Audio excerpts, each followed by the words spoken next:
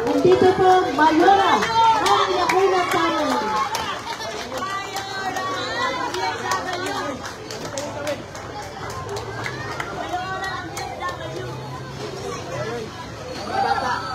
Ayan po ang tandem na hindi po nagpapabaya po sa inyo. Mayora, Hari Lacuna, Vice Mayor, Yul Serbonieto.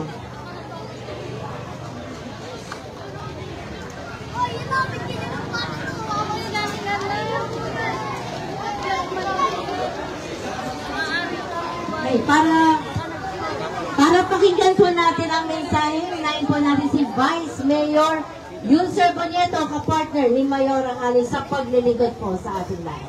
Vice Mayor Yul. Salamat din rin. Magandang hapon po sa inyong lahat. At siyempre sa ating mga barangay officiales. Chairman, Kagawad, SK, Tanong Tubon. Magandang hapon po. At siyempre sa ating Konsehal at Lisensyado, Konsehal Marjorie Silo, Konsehal Didi de la Cruz, Mayangre. At sa inyo po lahat. Alam ko po may pinagdadaanan tayong pagsubok ngayon, masunugan po tayo.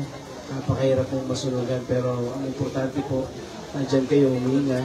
At kung naipundar po natin yung nasunog ngayon, ibig sabihin, kayang-kaya po din natin ang pag-ipunan at ipundar pa sa sama-sama po ang pamilya.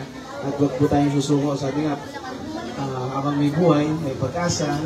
Kaya natin lang naman po ang pamahalaan lungsod ng Maynila sa panguna ni Mayor Hari Lacuna Pangan para magbigay po ng konting tulong para bangon-bangon po tayo. Basta, tinitada pa po tayo, bangon lang po tayo. At hindi ko napapatagalin pa, nais ko pong ibigay sa inyo ang ating inspirasyon sa paglilingkod, ang napakasipag at hands-on sa pagbibigay ng solusyon sa bawat suliranin ng ating bayan. Ang kauna-una ang babaeng mayor ng ating lungsod, Mayor Hari Lacuna Pangan. Magandang hapon po sa inyo lahat. Kumusta na po? Okay lang po. Kumusta po kayo? Insyak pa rin na yan. Oo naman.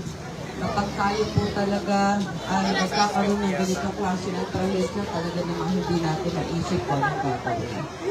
Pero nandito po ang inyong barangay, ang inyong pong barangay council, sila po ay lumapit sa atin at humihingi ng tulong para makapagsimula kayo ulit. Kaya nandito naman po kami, kasama ko si Vice Yul, sampu po ng mga konsehal natin, para makapagbigay ng agarang tulong po sa inyo. Hindi man po sapat sa pangangailangan nyo, at least makakapagsimula po kayo muli. Tama po ba? Basta huwag po kayo mawawalan ng pag-asa. Sabi nga ho nila, di bali na po tayong mawalan ng kagamitan, wag lang po mahal sa buhay. Yun po pinaka-importante kasi yun po hindi na mapapalitan.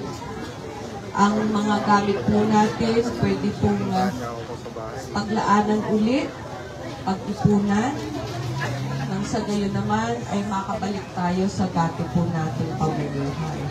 Kaya po muli ang aming pong pakikiramay sa mga nasunugan. Huwag po kayo mag-alala at dito po ang inyong pamahalaan para tumulong at tumulong sa inyo. Magandang hapon po sa inyo. Ito po, Mayora Hari Lacuna.